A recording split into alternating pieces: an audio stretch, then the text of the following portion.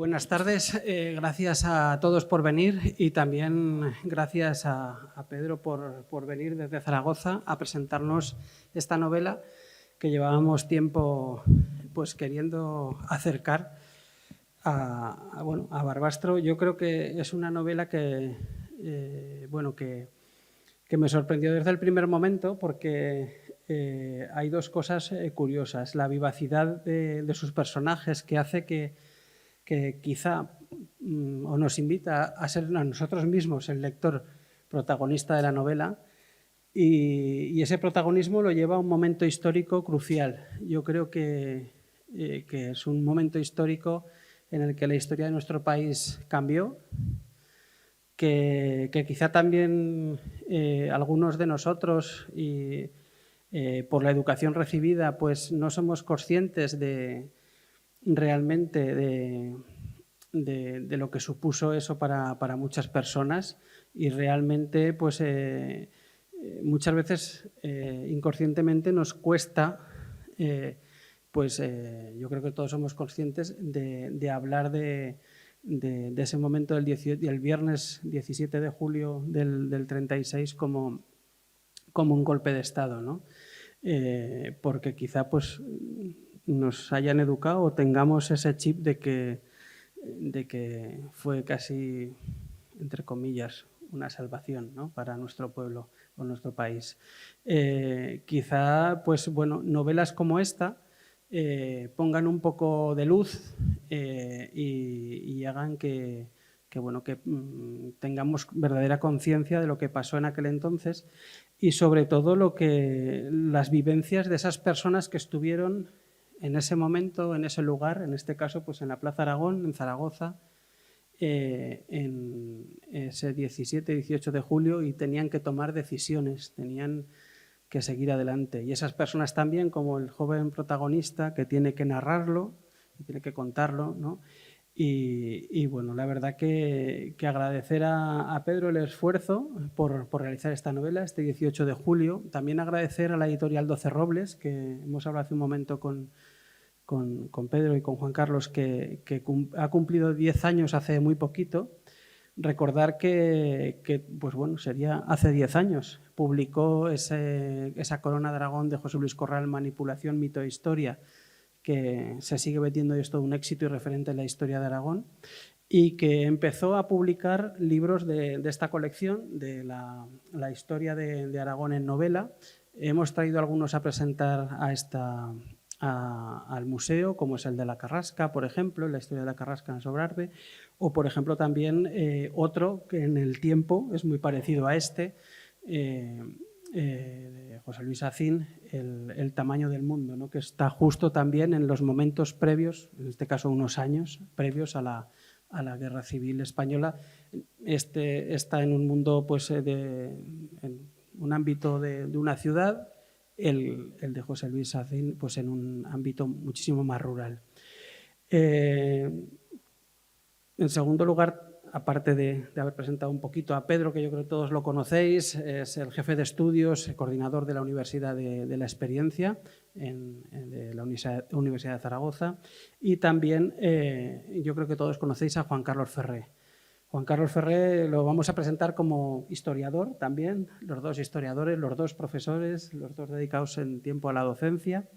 Y yo creo que ellos dos van a hablar un poquito sobre esta novela, van a hablar sobre la novela histórica y bueno, lo que espero es que sea enriquecedor para todos y bueno, que después tenemos libros allí por si queréis adquirirlos, los queréis firmar y dedicar. Reitero, muchísimas gracias por venir y bueno, simplemente pues os dejo con Juan Carlos y con Pedro y que ellos dos a buen seguro que van a ir desgranando lo más importante para dejaros un poquito con ganas de leer esta novela de 18 de julio. Muchas gracias.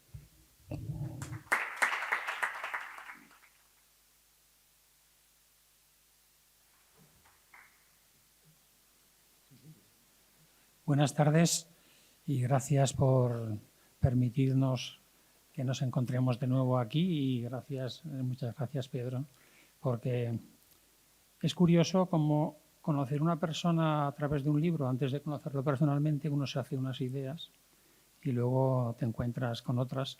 No quiere decir esto que sea ni mejor ni peor, simplemente es distinto, ¿no? Entonces eso te da una especie de plataforma de ingreso en lo que luego ha escrito. Se me ocurría presentar a Pedro a través de una ficción que podía ser la siguiente. ¿Se imaginan ustedes que alguien nos contara con detalle qué sucedió en el Barbastro del 17 y 18 de julio de 1936? La posición del coronel Villacampa en el cuartel general Ricardos ante el golpe de Estado contra la Segunda República, tal como él lo cita, que si había pactado su apoyo previamente, como algunos dicen, que fue al mesón de Nate y se vendió y dijo, según cómo vayan las cosas, pues yo tomaré una posición o tomaré otra.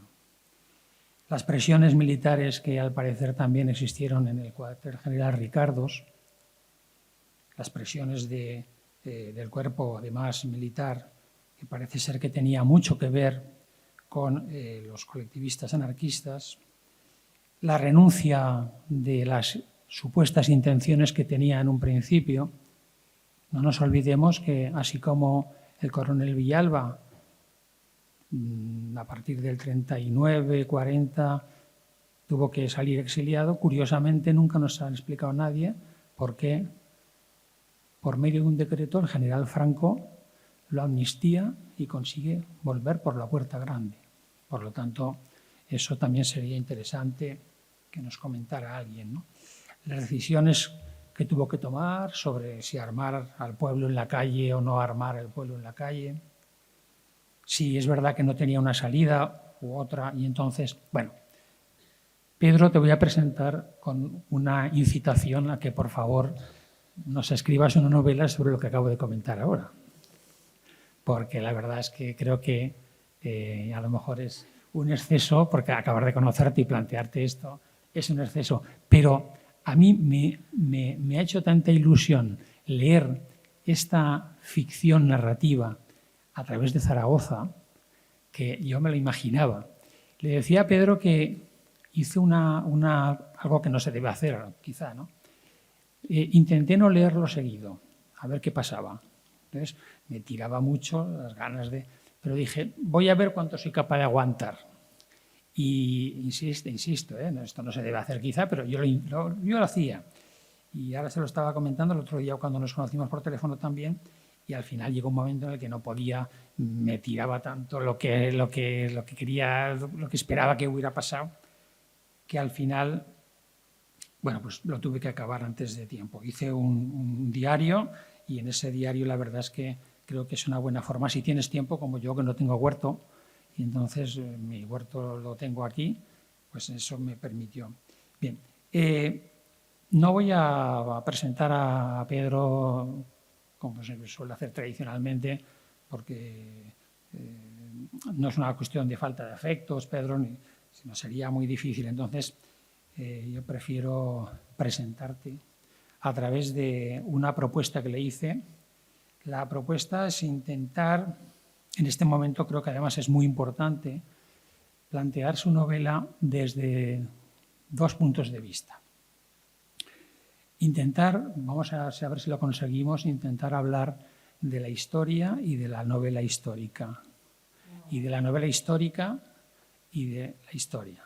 Para intentar, quizá no aclarar todas, porque es difícil y complejo las diferencias que existen entre unas y otras, pero yo el primer reto que le planteé a Pedro es que para mí esta es una novela de amor.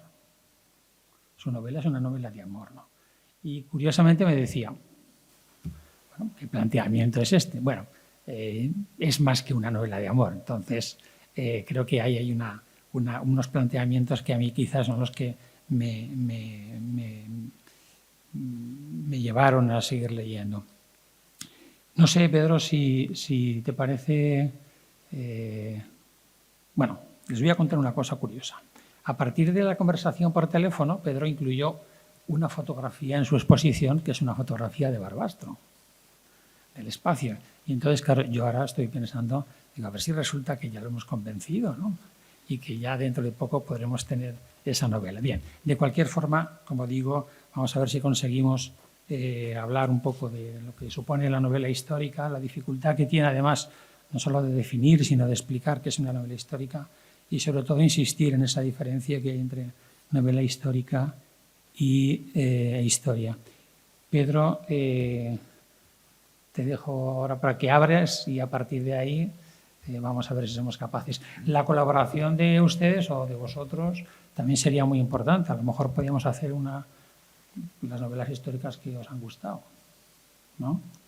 Una vez que ya hemos comentado esta novela también, pero vamos, estaría bien que pudiéramos hacer una especie de recomendación. Y luego además si está Víctor Castillón por ahí, pues a lo mejor le puede venir bien porque de esa manera puede llenar su escaparate y puede saber que luego va a haber personas que se la van a recitar unos a otros. Pero te dejo, no me lío más. Y gracias. Gracias, Juan Carlos. Muchas gracias a todos por venir. Buenas tardes. Se oye ahí. Oye, encantado de estar aquí con vosotros y pasar un buen rato. El objetivo es que pasemos un rato entretenido y que aprendamos un poco de historia y de literatura y que nos entretengamos un poco, ¿eh? Ese es un poco el objetivo.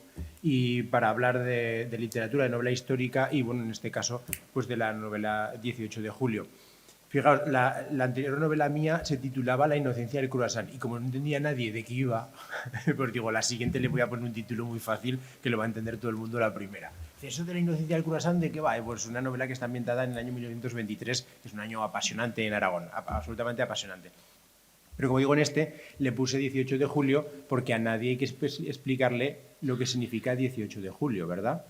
La España del 18 de julio, los valores del 18 de julio, la paga del 18 de julio. No hay que explicar absolutamente nada. Bueno, o a lo mejor sí, porque el otro día me comentaba a través de Facebook, me escribía un lector que es muy amigo, y me dice, pues es que llevaba el libro en la parada del autobús, porque va a trabajar en autobús, y lo dejé así en la parada y se me queda una mujer mirando y dice, mira el facha este. O sea que igual sí que hay que explicarlo, ¿eh? Pues fijaos, el 18 de julio se puede explicar incluso por contradicciones. Os voy a poner un ejemplo muy sencillo. Mira, lo presentamos hace unos meses en otra fecha simbólica, el 14 de abril. El 14 de abril, una fecha simbólica. Entonces presentamos 18 de julio, el 14 de abril, como dos proyectos absolutamente contrapuestos. 18 de julio y 14 de abril son dos bisagras en nuestra historia. La historia de España cambia en esas dos fechas y representan lo contrario. Se abre una España y se cierra otra. Entonces, 18 de julio representa cerrar la persiana que se abrió el 14 de abril, acabar con sus valores. Os pongo una imagen para que yo creo que vale más que 1000 palabras. ¿Se ve bien, verdad? Oye, que me lo he currado, lo del PowerPoint, así que por lo menos que se vea bien. Dice, fijaos, esto es en la Plaza España de Zaragoza y dice 18 de julio, España libre. España libre. No hay que explicar nada, es un lema, ¿no? Es decir, el 18 de julio es una fecha, como digo, una bisagra en nuestra historia y España libre, ¿libre de qué? Pues del 14 de abril, de los valores republicanos, de lo que estamos hablando. Entonces, claro, en la literatura es una forma de entender las cosas, pero no la única, ¿no? Entonces, el poder de las imágenes, en este caso, yo creo que es muy, muy didáctico y os lo voy a plantear porque temas como este, que pueden ser muy polémicos, bueno, que pueden ser no, que son muy polémicos, cada uno los ve de una perspectiva muy diferente y cada uno arrima el asco a su sardina. Fijaos, 18 de julio, en este caso, desde esta perspectiva que os planteo aquí, es esta, ¿no? Yo creo que se ve muy bien, que una imagen vale más que 1000 palabras. Veis, hay un soldado, que de fondo hay una bandera, que es la bandera roja igualdad. Lo que digo, el proyecto completamente opuesto al de la bandera tricolor de la República. Y entonces este soldado, es un soldado, eso no es casualidad, que es el que representa estos valores de esta nueva España del 18 de julio, está barriendo, pues, ¿qué se barre? Pues la suciedad, ¿no? La porquería. Y fijaos lo que barre, ¿no? Pone bolchevismo, injusticia social, politicastros, o sea, los profesionales de la política, que son lo peor que hay, separatismos, todo esto suena, ¿verdad? Masones, y barre a dos tipos. Hay uno que tiene una cara así como el de la izquierda, que tiene una cara un poco así de paleto y no sé qué, que no sabe de lo que va la cosa, y el otro que es uno que está así muy orondo, con una chistera, que es lo que presenta pues, la especulación, ¿no? El que se aprovecha de la gente normal. Bueno, pues esta es una iconografía que no hace falta explicar. La España del 18 de julio, lo que se abre en este periodo, en esta bisagra de nuestra historia, es esto. Dice, bueno, pero cada uno lo utiliza como quiere, porque esta misma imagen aquí lo tenéis con el proyecto completamente distinto. Este es Lenin, ahí lo veis, y sobre la bola del mundo, y del mundo, ¿qué está barriendo del mundo? Pues lo mismo. Lo mismo. Fijaos, el de la chistera Orondo, ahí lo tenéis con una bolsa que seguro que lleva el dinero de los obreros. Las brujas que representan, pues eso, al otro, ¿no? A la superstición, etc., y está barriendo a los reyes, ¿no? Bueno, pues la misma imagen está utilizada con otro. Esto va por cómo utilizar un poco, en este caso, las imágenes, o incluso, ya me atrevo, este es mucho más reciente, la misma imagen, una señora que está barriendo de los Països Catalans, está barriendo todo lo que sobra. Y está también el de la barriga con la chistera, que es Florentino Pérez. Y está barriendo a Felipe VI y no sé qué. O sea, cada uno lo utiliza. Hay símbolos que no hace falta explicar. Y hay fechas que son absolutamente simbólicas, que representan todo solo con nombrarlas. Fijaos, cuando hay un cambio en la historia de la humanidad, en toda la historia de la humanidad, cuando hay un cambio de régimen político, aquí y en cualquier sitio, lo primero que cambian son dos cosas. Uno, los libros de historia. Eso hay que cambiarla.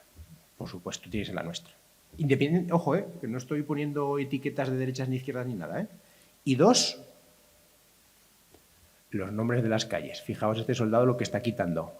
14 de abril. 14 de abril.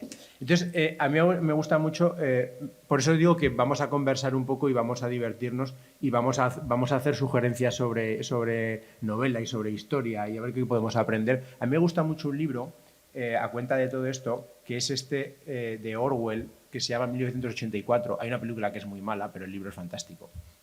Y fijaos lo que dice. Dice, el que controla el presente, o sea, el que tiene el poder en este momento, controla el pasado. Controla la historia, es nuestra historia. Dice, pero es que el que controla el pasado controla también el futuro. Dice, ojo, que si actuáis así luego nos vendrá esto. Ojo, estos son los peligrosos. Es decir, el poder que tiene la historia. Hablábamos antes de la manipulación, de los libros de José Luis Corral, que acababa con mitos, etc. Bueno, es muy importante construir nuestra historia, ¿no? Y entonces los mitos que hay que destruir. Entonces, yo creo, bueno, tenía algún ejemplo, pero lo voy a pasar porque, hombre, no nos vamos a entretener tanto. Pero sí que es verdad que nosotros tenemos unas herramientas, eso es a lo que iba. Nosotros tenemos unas herramientas para conocer la historia, que son muchas.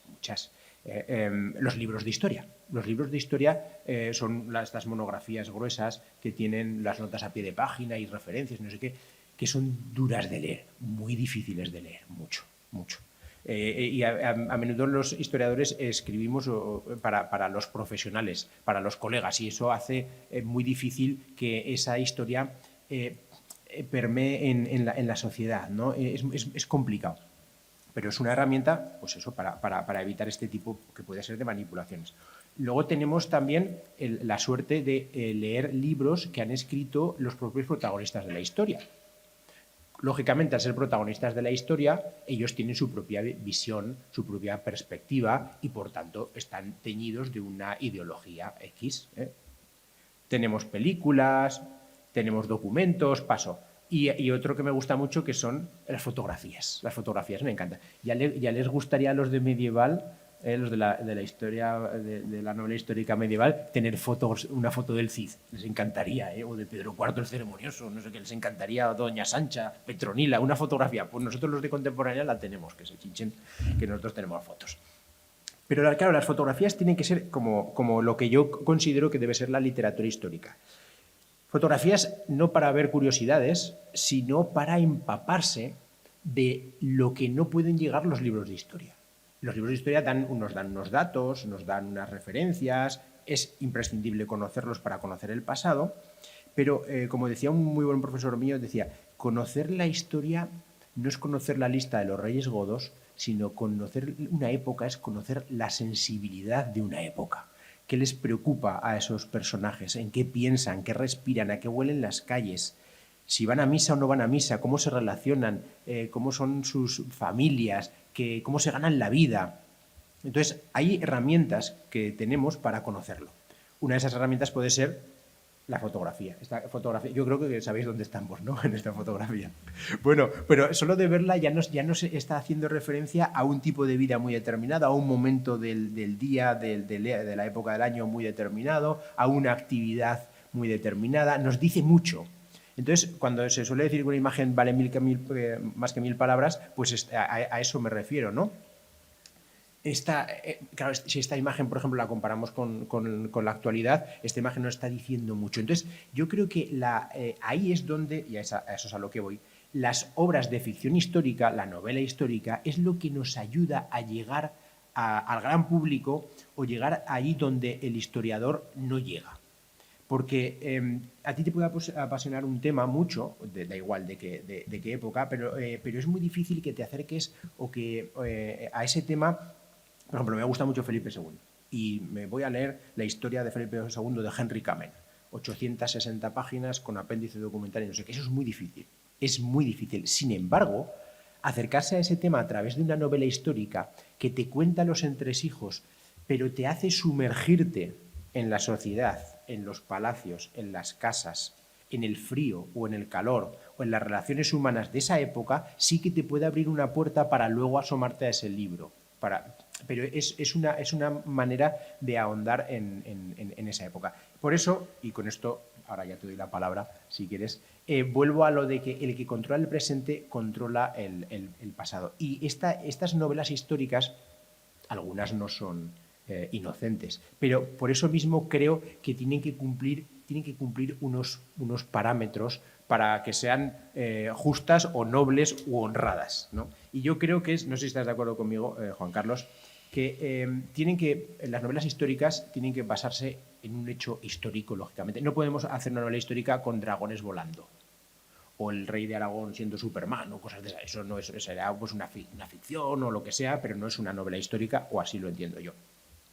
Tienen que estar centradas, tienen que estar basadas, tienen que estar asentadas en un escenario real que conozcamos o que vayamos a conocer, como este que os planteo en la fotografía. Nos tenemos que meter en las calles de ese escenario, nos tenemos que meter en los cafés de ese escenario, nos tenemos que meter en las casas, en las iglesias, entrar y respirar el olor a tabaco o el sonido a jazz que puede haber en un café, o el olor a incienso que puede haber en un templo, o el olor a tortilla de patata de las calles o los niños jugando a la pelota. Pero es eso lo que nos va a hacer empaparnos de ese momento histórico. Y a partir de considerarnos protagonistas, podemos, como se dice ahora, empatizar con la ficción y conocer y descubrir esa época. Y por último, creo que la ficción que se plantea, o sea, tiene que haber un escenario real, tiene que haber unos hechos históricos reales y tiene que haber una ficción que sea creíble. Y yo creo que el engranaje de estos tres pilares, de estas tres tuercas, es lo que puede hacer funcionar una novela histórica, en general, ya sea de la época que sea, ya sea del Imperio Romano o ya sea del 18 de julio, da igual. Y es que, y con esta reflexión termino hasta aquí, yo creo que, como os pongo ahí, la creación literaria te da libertad. Y esa libertad que te está dando la creación literaria, por otro lado, te retiene la historia. La historia requiere rigor. Entonces ese es el equilibrio. Y hay digo aquí, rigor, precisión y honestidad. Y sobre todo una cuestión. En este libro gordo que digo sobre historia, pues hay muchos conceptos y a lo mejor un concepto lo podemos leer y lo podemos entender, pero luego se nos pasa, ya lo olvidamos. Sin embargo, un libro literario, una novela de este tipo, si te crea una emoción, si lo que viven esos personajes dentro de esa época te crea una emoción, ya es otra cosa. Eso se queda, eso queda ahí, eso permanece. Y eso te hace picar ese gusanillo para que la época te atraiga más y a lo mejor leas más sobre historia o sobre novela sobre esa época. No sé si estás de acuerdo, pero yo así lo veo. Bueno, Pedro, a ver, yo no sé exactamente, a mí me resulta, no sé si a vosotros me permitís que os trate de tú, porque me resulta más cómodo y yo creo que a vosotros tomádmela bien. Yo no sé, me resulta muy difícil definir qué es una novela histórica. No sé exactamente, no podría decir, si ahora me dices, ¿quieres una obra histórica? Pues no me resulta difícil.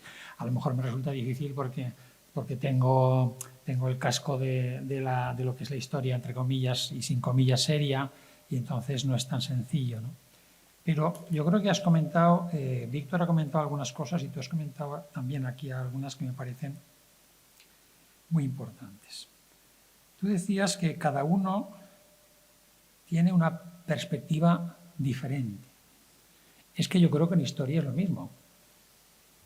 Es decir, yo no acabo de entender muy bien, o si lo entiendo es porque hay manipulación, cuando alguien se empeña en que todos los historiadores tienen que decir lo mismo.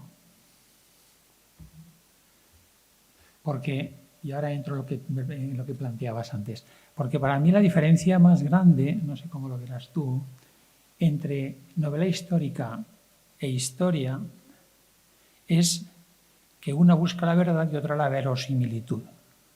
Es decir, una, teóricamente, está buscando qué es lo que pasó, pero claro, ¿qué es la verdad?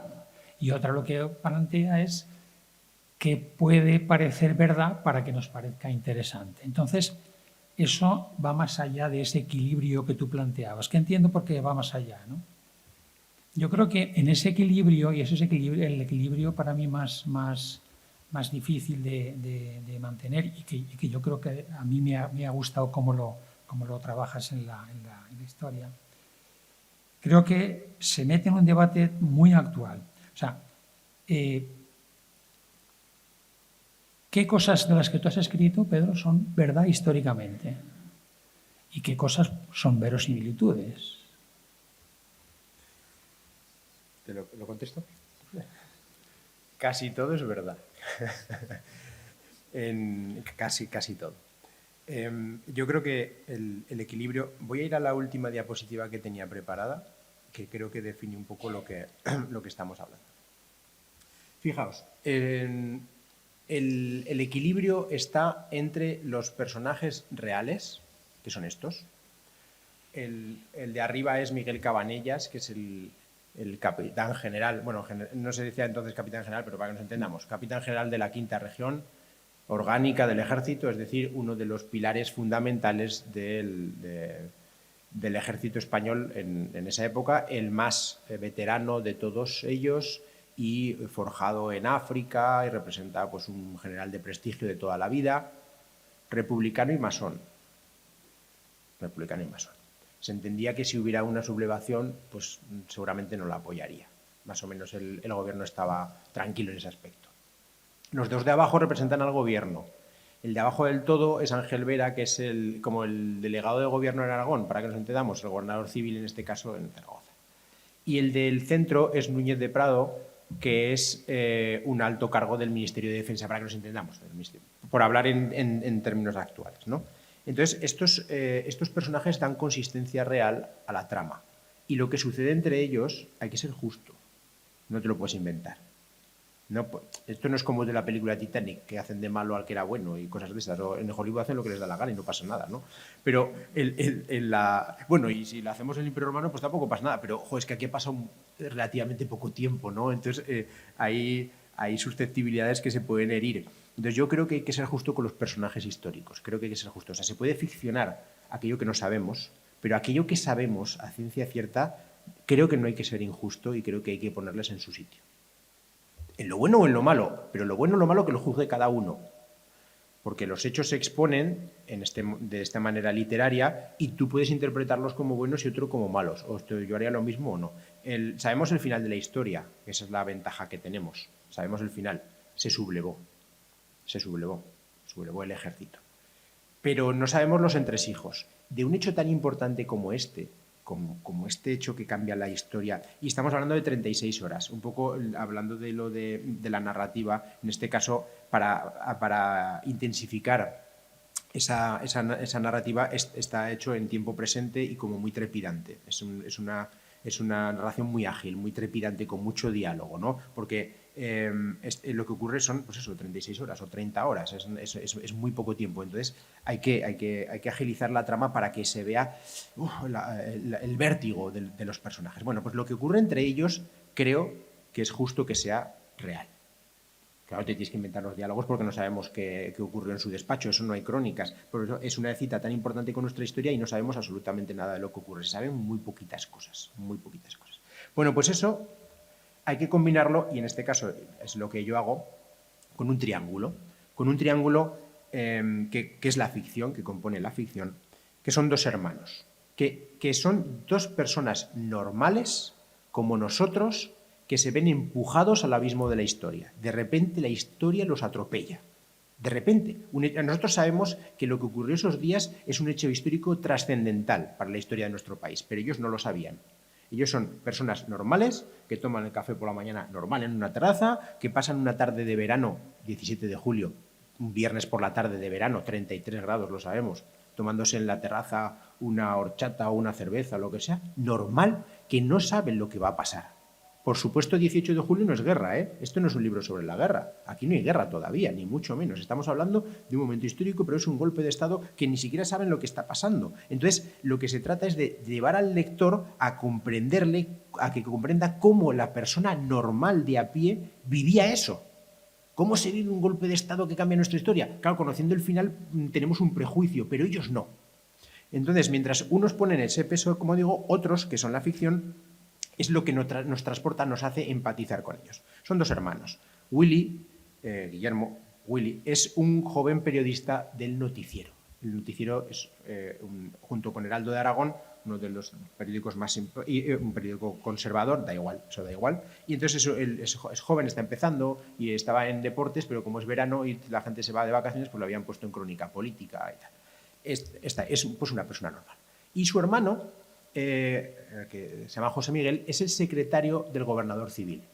Con lo cual está, claro, es la llave para entrar en su despacho. Es la llave para entrar en su despacho. Y el director del periódico dice, oye, tu hermano es el... tira para allá. Entonces, esos son los que nos ayudan a entrar en la llave que nos ayuda a entrar en los despachos, pero siendo unas personas normales. Y luego, en la cima del triángulo, y lo de la cima no es por decirlo, es Nita, que es una joven estudiante de medicina, que para mí empezó siendo pues, un personaje más bien tirando a secundario, y que de repente se come la novela, ella se come la novela y se hace la protagonista. Se hace la protagonista de la novela, de la trama, y representa exactamente aquello que yo quería representar en este libro. Cómo la vida cambia en un fin de semana y cómo estos hechos históricos te transportan a los límites del ser humano, a los límites del ser humano, a la frontera entre la vida y la muerte. Y cómo te puedes enfrentar a eso cuando eres una estudiante de medicina de 22 años que tienes una vida absolutamente normal, que estás de vacaciones y estás en una familia normal, de una ciudad normal, en un ambiente normal, en una tarde de viernes normal. Y de repente la historia te empuja y te lleva al abismo y te pone entre la espada y la pared, entre la vida y la muerte y entre la decisión que va a cambiar tu vida para siempre. Y ellos no lo sabían. Lo sabemos nosotros, pero ellos no lo sabían. Entonces, que alguien nos pueda explicar o alguien nos pueda llevar o alguien nos pueda sumergir en esas calles y en esos acontecimientos es lo que yo creo que es el valor fundamental de la novela histórica y en este caso de esta trama, que como os digo se desarrolla en tiempo presente, con muy pocas descripciones y con muchos diálogos muy trepidantes y además entronca con la historia de esta manera que es más conocida y de otra que es un poco menos conocida, que es el ambiente anarquista que podía haber. Porque ahora todos hablan de que si falangistas, que si comunistas, que si no sé qué. Son un poco visiones que tenemos a posteriori. Pero Aragón era anarquista, no comunista. Y entonces este episodio de la importancia que tienen esta gente y de cómo de repente la historia los pone al frente, a los que habían sido siempre relegados, de repente la historia los pone allí, defendiendo un proyecto en el que no creen, porque esta gente republicanos no eran. Bueno, pues creo que es un episodio que había que explicar de alguna manera, y qué mejor que de explicar que de esta manera, que de esta forma, ¿no? Subiéndonos a los camiones de los anarquistas y escuchando en vivo y en directo la arenga de unos de ellos en un momento tan increíble. Entonces os podéis imaginar los momentos de tensión y los momentos de improvisación. Porque como digo, sabemos que ciudades como Barbastro o como Zaragoza, si caen o no en el bando rebelde o qué es lo que ocurre, pero no sabemos cómo. No sabemos cómo se gesta eso en la población, minuto a minuto, hora a hora, tensión a tensión, gota a sudor, de gota a sudor. Entonces yo creo que ese es el principal valor que puede tener, lo que nos puede llamar. Entonces, claro, es una trama que se desarrolla, como digo, en 30 horas y que tiene que ser absolutamente trepidante. No nos podemos detener en cómo el sol del amanecer brilla en las cúpulas del Pilar. Pues oiga, eso no es, en este momento no les preocupa a los protagonistas, sino que les preocupa otra cosa. Y yo creo que eso es lo que hay que transmitir. Este vértigo trepidante, que es este triángulo el que nos hace introducirnos en los despachos de los personajes reales y en los sucesos. Entonces me preguntabas, ¿qué es real y qué no? Prácticamente todo, pero dejaré a vosotros que decidáis si, sobre todo el epílogo, que es lo que más llama la atención, es real o no. Bueno, veis que es una historia de amor, ¿no? Bueno, no he dicho nada de amor, ¿eh? Bien, otra de las cosas que comentabas que me parece también importante es que, creo que he copiado textualmente, que cada uno arrima el ascua a su sardina. Eso quiere decir que cada uno interpreta la historia de una manera distinta. Y eso quiere decir que tu novela puede tener, aun utilizando tanta verdad, ¿tú has arrimado la novela a tu sardina? La historia es como la selección española de fútbol, cada uno haríamos una selección diferente, ¿no? Porque todos sabemos, todos somos muy listos y sabemos de fútbol y hacemos las alineaciones, pero claro, el que más sabe se supone que es el entrenador, ¿no? Entonces, de historia, pues todo el mundo opina también, y de la guerra civil, pues todo el mundo opina, pero hay que leer, hombre, hay que leer, hay que conocer, ¿no? Entonces, es muy fácil generar prejuicios. En cualquier tertulia de la televisión, de la 3, de la 6, de la 4, de la 5, en todos los periodistas hablan de la guerra y saben muchísimo, y el otro le dice, y tú para cuellos, y tú no sé qué, y tú los jarama, todos hablan. Creo que hay que tener un poco de rigor en este aspecto. Y en este tema, ¿yo he arrimado el asco a mi sardina? Sí, claro, lógicamente, absolutamente, porque yo creo que las cosas sucedieron así. Eso sí, creo que no hay un juicio de valor en la novela. Creo que no se está diciendo tú eres el malo y tú eres el bueno. Creo que no. O al menos no ha sido mi intención el decir te pongo a ti de malo o te pongo a ti de bueno, porque en la perspectiva de quién es el malo y quién es el bueno, depende de quién la lea con sus prejuicios, la va a entender de una manera y de otra. Por ejemplo, cuando esa mujer le decía al del autobús que decía, mira el facha este, no sé qué, pues esa va a tener una visión muy clara de quién es el bueno y quién es el malo, y entonces por mucho que intente empatizar, al final ella va a pensar en eso. Pero yo creo que hay una verdad detrás, y es la verdad humana. La verdad humana. Y la verdad humana la proporcionan los protagonistas de ficción. Y es lo que yo creo que hay que transmitir aquí. El hecho histórico es la lista de los reyes godos, que sí, que no la sabemos, que muy bien. Pero para conocer esa sensibilidad de esa época que comentaba antes, hace falta acercarse a las calles y tocar a los personajes. Y y entonces yo creo que esos personajes aportan una verdad. Una verdad que yo creo que es así, y que es cómo se enfrentan a los acontecimientos. Ninguno de los tres personajes de ficción tiene una voluntad política clara. Ninguno. Ninguno tiene una opinión radical ni formada, ninguno es falangista, ninguno es comunista, ninguno es anarquista. Son personas normales que se enfrentan a una situación extrema. Y a ese extremo los llevan unos, los que se sublevan, y otros, los que se enfrentan a la sublevación. Entonces, creo que las reacciones que ellos tienen son bastante honestas. No son tan honestas las acciones que tienen otros, que están implicados de una manera en una parte de la trama o en otra, pero yo creo que ahí ha sido mi objetivo, ser honesto con los sentimientos humanos, que creo que es lo que tiene que transmitir. Pero sí, lógicamente, cuando tú planteas cuando yo me meto en el despacho del general que está decidiendo si se subleva o no la plaza, ahí estoy siendo subjetivo diciéndole que es como trata a los subordinados, absolutamente. Pero creo que eso es lo más cercano a la realidad. Creo que es así. No es el momento y eso lo he defendido siempre, no es el momento de hacer política. No.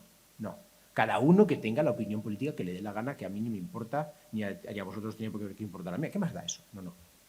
Si además eso no va a cambiar, es como el equipo de fútbol, de la cuna a la tumba, eso no cambia. Lo que hay que es saber interpretar lo que está sucediendo. Interpretar las acciones de los protagonistas, en este caso de los ficticios y de los reales. ¿Y por qué actuaron así? Y entonces, si yo dijera, y entonces el general Cabanellas abrió la puerta de su despacho, se puso la capa de Batman y salió volando. Bueno, entonces ahí ya sí que dices, claro, esto se lo está inventando absolutamente todo. Claro, no, tiene que ser verosímil y honesto. Y creo que en eso, humildemente, lo he intentado, ¿eh?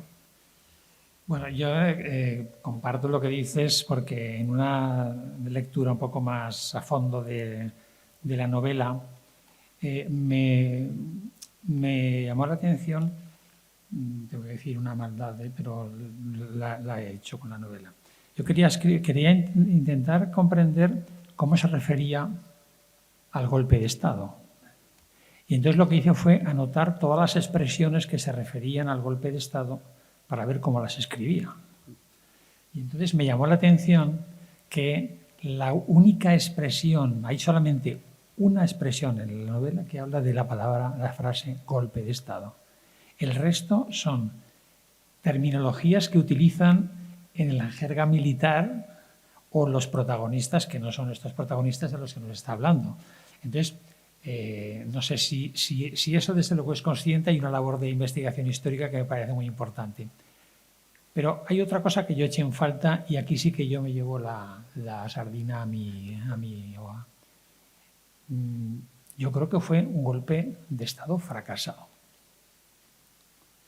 Y al hablar de un golpe de Estado fracasado, entiendo por fracasado que justamente cuando fracasa y falla el golpe de Estado es lo que provoca la continuación de la novela. Entonces, yo creo que voy a interpretar que tienes una finura extraordinaria de no añadir, porque claro, la palabra fracasado decanta ideológicamente la novela. Decantaría ideológicamente, bajo mi punto de vista, la historia de la novela. Entonces, al leerla de nuevo, digo, es que esa arquitectura que, y aunque sea un poco pedante decirlo así, ¿no? Pero que tienes que, hasta dónde controlas la parte. Entonces yo creo que eso se debe, bajo mi punto de vista, y estas cosas ya son, yo creo que de formación profesional, se debe a que la selección de las fuentes que haces cuando escribes la novela está muy bien hecha, o al menos está muy bien hecha en el sentido que recoges las fuentes históricas, es decir, bebes en distintos tipos de información que te sitúan ante distintas posiciones. Pero claro, tú luego tienes que decidir con cuáles te quedas, cuáles son las que abandonas, porque eso, mantener ese pulso narrativo, yo creo que esa es una de las cosas más importantes.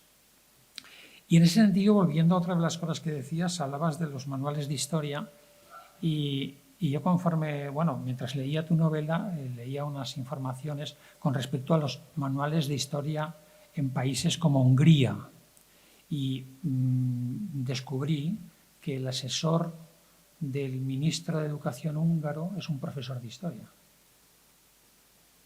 Y que la legislación que se está haciendo en este momento en los libros, en los manuales, en países como en Hungría y en otros, está siendo además, está llevándonos, y no es una crítica que te haga a ti, a las novelas de historia. Es decir, hay una cierta renuncia a esos mamotretos de 600 páginas, que a lo mejor hay que leer para saber en realidad qué es lo que está más cerca, vamos a hablar de una cierta verdad, pero eso es más duro. Entonces, desde el punto de vista crítico, yo creo que algunas editoriales, no estoy hablando de esta en concreto, pero me sorprende porque últimamente limitan sus libros a 200 páginas. Es decir, ¿por qué hay que leer solo 200 páginas sobre un suceso histórico? ¿Porque es corto, lo entendemos mejor y porque consigue acercarnos más a la historia? ¿O por qué? Ya lo siento, Pedro, pero no es que esté diciendo que tu novela me parece corta o larga, sino que a veces yo pienso que el problema de que nos acerquemos a la historia con una cierta dificultad tiene mucho que ver con la forma de comunicación. Entonces, claro, si un libro de historia se escribe con una comunicación muy farragosa, con muchas notas, como tú decías, a pie de página, con muchas notas de los libros que has leído, pues eso, lógicamente, no es cómodo. Pero eso no significa que haya que proceder exclusivamente a quitar todo ese aparato y dejar las novelas históricas.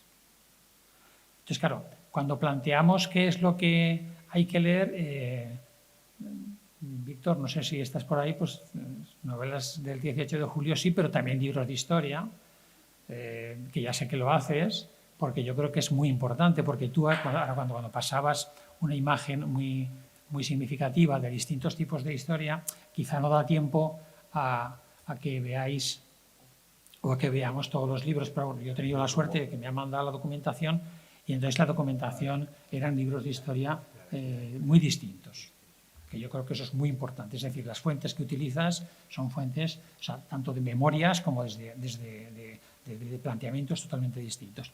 Termino enseguida. Insisto en la misma idea.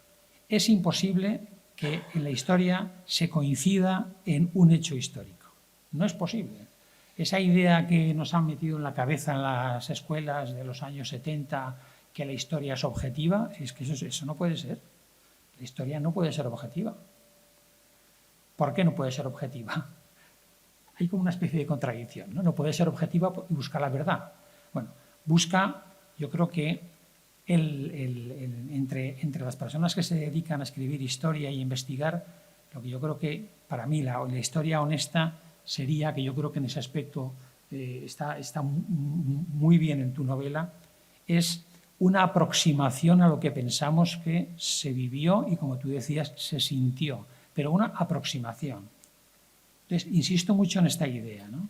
La idea por eso creo que tu novela está muy cerca de lo que se llamaba, y perdón por la expresión, pero es así, la historia cultural o la historia social. Es decir, una historia que lo que plantea es la necesidad de, y en ese sentido se parece mucho tu novela a lo que es esa historia social o cultural, en un sentido. Es importante la raza, es importante el género o el sexo, es importante la iglesia, es importante los cafés, es importante el fútbol, que por cierto Pedro es un gran especialista sobre fútbol y deportes. Ahí donde lo veis escribiendo novelas sobre, la verdad es que es un especialista y tiene cosas que, bueno, ya te las pediré en su momento para que me las pases. Bueno, pues esa idea, ¿no?, de la selección de esas fuentes, yo creo que aproxima mucho la novela a esa lectura. Es decir, y con esto termino ya para que sigas hablando, o sea, plantea las dos posibilidades. Yo creo que tiene una serie de contenidos que yo creo que están muy bien seleccionados desde el punto de vista que son fuentes, bebe de sitios muy variados, y en ese sentido hay un planteamiento que busca por lo menos una verdad, que es ese triángulo que nos planteaba de las personas, digamos, del gobernador civil, del militar, pero también esa otra persona, y por eso decía yo que para mí la historia de amor dentro de su novela es muy importante. Evidentemente no es solo una historia de amor, pero sí que a través del erotismo, a través del amor, a través de la sexualidad, a través de esa situación de los dos hermanos, porque los dos hermanos de los que hablaba están enamorados de la misma mujer. ¿Vale? Entonces, claro, me dice, no hagas spoiler, pero es que claro, o sea, ¿qué le pasó? Y vuelvo al coronel Villalba cuando vivía en Barbastro, ¿no? Hay alguien que me dice, no, es que la decisión la toma, esto no es hacer spoiler, es tentarte para la novela de Barbastro de nuevo, ¿no? Bueno. Vale, pues mira, ahondando en lo que dices, y para no ya ser pesado, que ya llevamos un ratito, respecto a lo que has comentado de los libros de historia y las novelas. Sí, yo creo que la novela tiene que ser una ventana que te abra para que tú luego leas un libro de historia. Es un poco como lo que ocurre con los chicos. ¿Cómo puedo hacer que... yo tengo 3 hijos. ¿Cómo puedo hacer que mis hijos odien la literatura y no les guste leer absolutamente nada? Son pequeños. Pues mira, cuando tengan 10 años les hago leer el libro del Buen Amor y la Celestina y no te preocupes que van a odiar la literatura con toda su alma. ¿A que no hay quien entienda eso, que a los críos les hagan leer esos libros? Porque no tiene... Es como si te hacen leer la Odisea o la Ilíada sin haber tenido una formación previa un poquito de... Bueno, pues esto, pues si te dicen, oh, sí, lo que te lo decía, Felipe II, léete este libro de Henry Kamen, 600 y pico páginas, lo vas a odiar a Felipe II.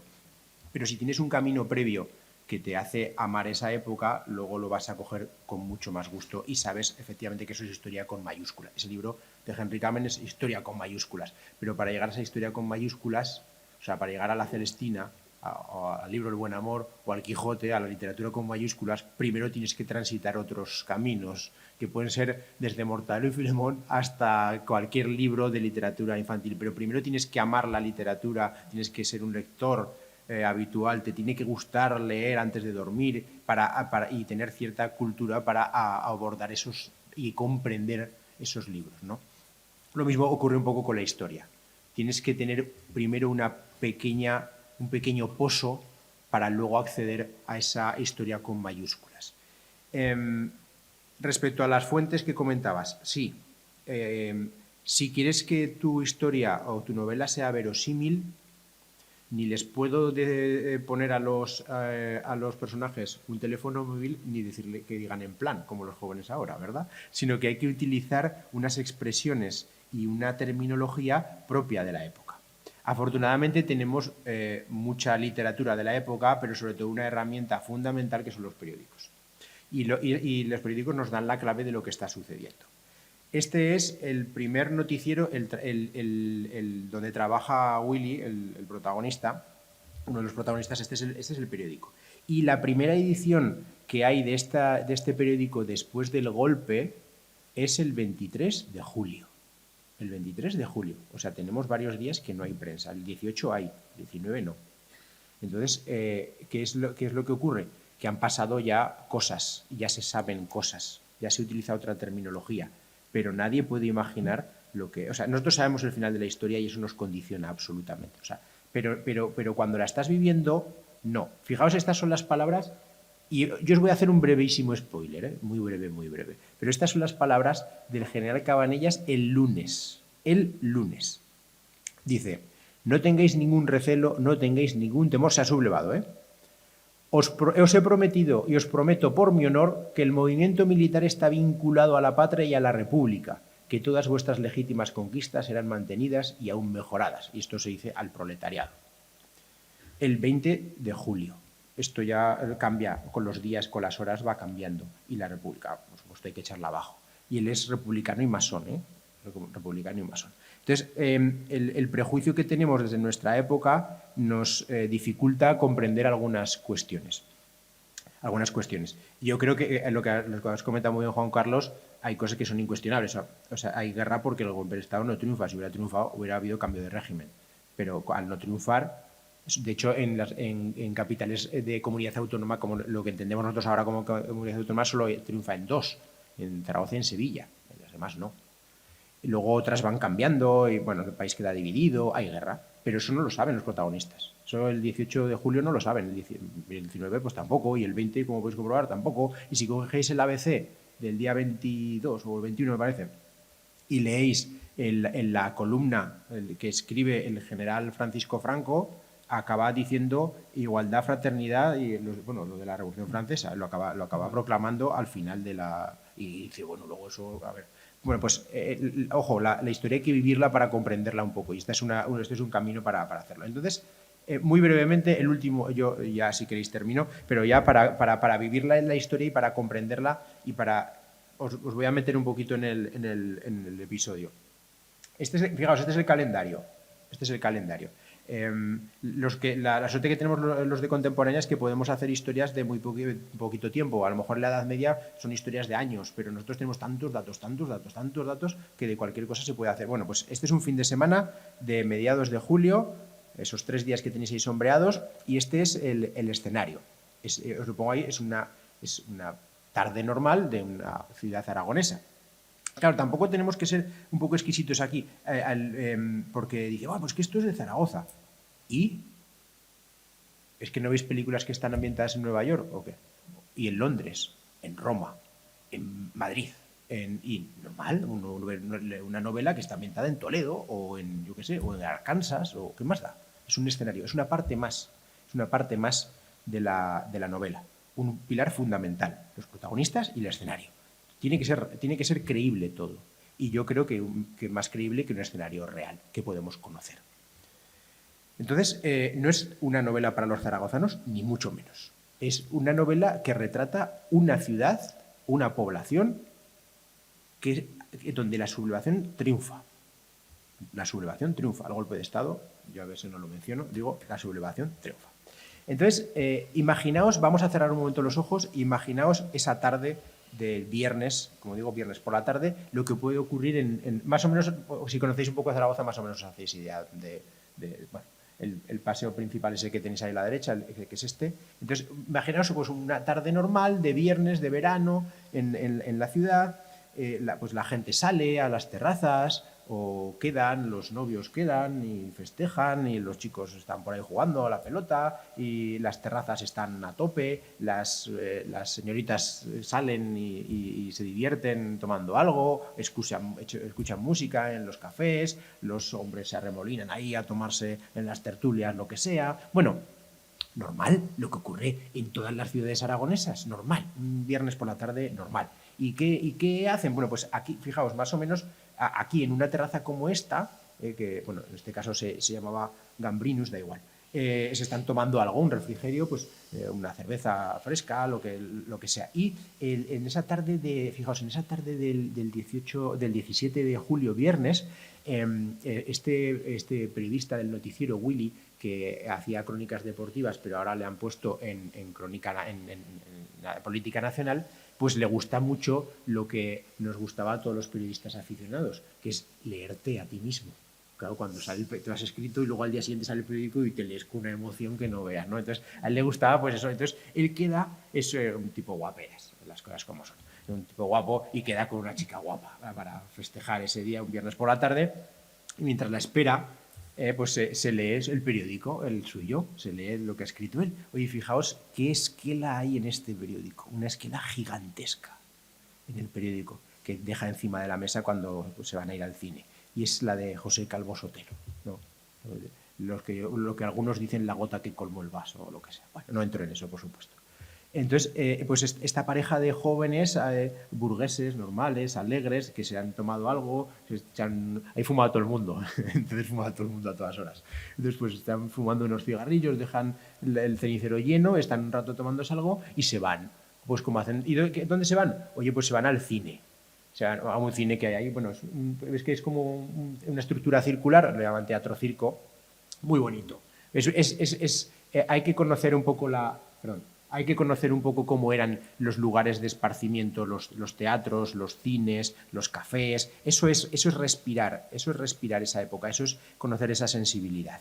Meternos en este teatro circo, que lo llamaban así porque es circular, entonces ellos van a ver una película que está fantástica porque está doblada, de sonora está doblada, y está muy bien, que es esta de la mujer vestida de rojo, y bueno, pues la ven y tal, y luego pues ¿qué hacen? Pues después de ir al cine, pues ¿qué van a hacer? Pues van a cenar, y se van a tomarse a unas terrazas a tomarse algo a cenar. Pero, ojo, que van del cine a la terraza, a la plaza a la que iban, y justo van a pasar por enfrente del edificio del noticiero, del periódico. Y está asomado, están claro, las ventanas abiertas, es verano, y está el director un poco ahí sudado en las ventanas y lo ve pasar. Dice, Willy, sube inmediatamente. Dice, hombre, pero que es mi día libre, porque era su día libre. Dice, es mi día libre. Dice, tira para arriba ahora mismo. Hay órdenes de los superiores que, aunque sea tu día de fiesta, tienes que... Bueno, el caso es que, dice, algo raro está pasando, la radio no se oye bien, los teletipos no llegan, esto es muy raro, había teletipos entonces. No hay manera, y dice, oye, pues yo no sé arreglar radios. Y dice, no, algo está pasando. En el norte de África algo está pasando y no nos estamos enterando bien. Están cortando las comunicaciones, algo pasa.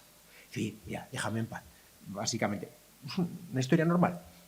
Dice, mira, tu hermano es el secretario del gobernador civil. Tira y mira a ver qué pasa. Periodismo de calle, periodismo de toda la vida, del de la libreta y el lápiz aquí, pues periodismo de toda la vida el que hay que hacer, ¿no? Y entonces, cuando ya han pasado la película, han salido y le dice, oye, a la chica, le dice, oye, espérame en la terraza para cenar, que voy un momento a hablar con mi hermano a ver qué pasa. Y cuando va hacia allí,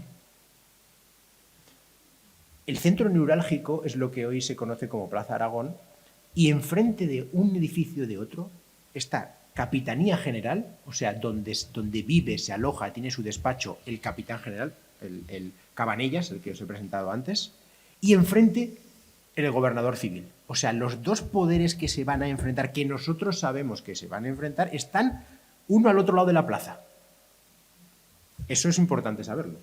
Y es un hecho fundamental para saber lo que sucede. Y entonces cuando Willy va hacia allí, le separa solo el paso de Independencia, la cosa ha cambiado ya. Por las calles y el ambiente ya se respira distinto. Hay algo, os he puesto aquí una imagen, hay coches con banderas, gente gritando alguna consigna, algo, se respira algo, pero él no lo comprende, porque es que esto no lo comprende. Lo más parecido a que habían vivido a un golpe de Estado era el de Primo de Rivera en el 23. O sea, que fijaos, el pobre Willy que tenía 20 y pocos años, pues era nada. Y eso fue un golpe de chicha y nabo para que nos entendamos. Entonces, lo último, y con esto ya termino, dice, entonces él pasa por la plaza y va a ver a su hermano. Entonces, sigue este camino desde la parte de arriba hasta la plaza. No sé, a ver si se ve no se ve el cursor, ¿verdad? Bueno, ¿me permitís que os lo señale? Solo un segundo. Mira, el edificio, nada, para que veáis que no os miento. Aquí es donde vive el general, el edificio de Capitanía General, aún se llama así. Y este es un hotelito pequeño que tenía arrendado el Estado español, la República, y este hotelito es donde estaba el gobernador civil. Entonces, fijaos que están en la misma, están ahí, se ven. Desde un balcón se veía el otro. Desde un balcón se veía el otro. Entonces, imaginaos la tensión que se puede producir en ese momento. Y entonces, Willy viene desde ahí arriba, digamos, y cruza el paseo, ¿no? Y entonces ahí, a mitad de camino, está el edificio de correos y telégrafos, que han cortado las comunicaciones, le han dicho. Dice, y ya con esto termino. Dice, por Independencia arriba, que es así como se llama el paseo, se van topando con más grupos. Otros jóvenes con gorras y manos en los bolsillos salen o se dirigen a las sedes de sus partidos y sindicatos. O sea, hay movimiento. Él no sabe identificarlo porque no tiene mucha... Pues eso, no tiene una ideología definida y no sabe mucho de política. La han metido ahí por... Y dice, un retén de guardias de asalto custodia la entrada del edificio de correos y telégrafos. Ahí lo tenemos. Es un edificio importante entonces, claro. Y pasa junto a ellos y le pregunta que por qué están allí, pero no le hacen ni caso. Dice, la ciudad bulle actividad sin asomarse a ningún abismo. Marruecos está demasiado lejos, eso le parece a Willy. Dice, ahora viene aquí con esto del norte de África. Dice, los grandes nombres solo se hospedan en los teletipos. La radio apenas se oye, los chavales corren, sus madres los llaman a cenar.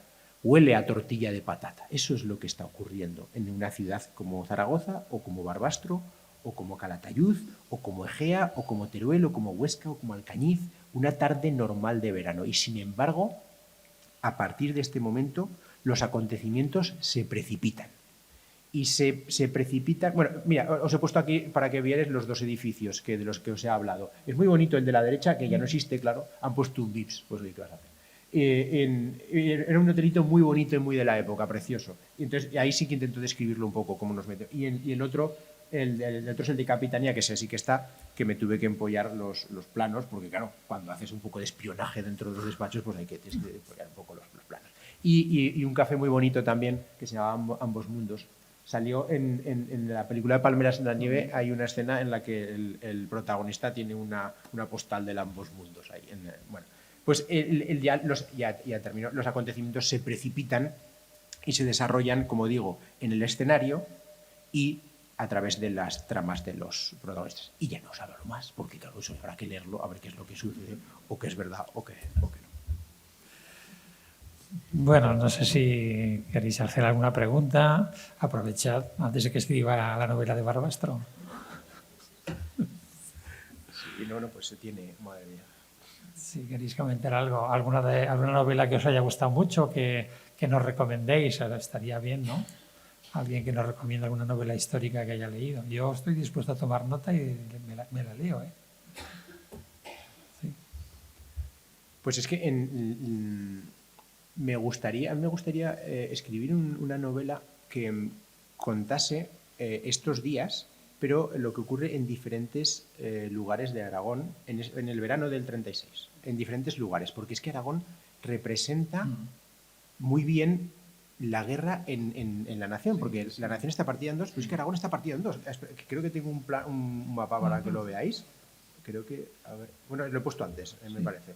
¿Veis el mapa? Es que está partido. Pero además, la zona oriental de Aragón, aquí donde estamos, ocurre algo que no ocurre en toda la historia de la humanidad, salvo en muy pocas, en unas excepciones, que es que se implanta el comunismo libertario y se pone en marcha, y hay un protoestado que es a través del Consejo de Aragón, que me parece es una historia absolutamente fascinante y desconocida. No sé si habéis visto la película de Ken Loach, Tierra y Libertad.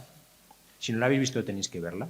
Pero en esa película se narra bien un poco lo que a mí me gusta que transmitan las novelas, que es cómo se sientan en la mesa y cómo la historia los atropella. Y tienen que tomar decisiones con una historia que no conocen. Bueno, pues lo que ocurre en esta mitad oriental de Aragón en la que estamos es terrible. Y hay episodios que a mí me parecen absolutamente fascinantes.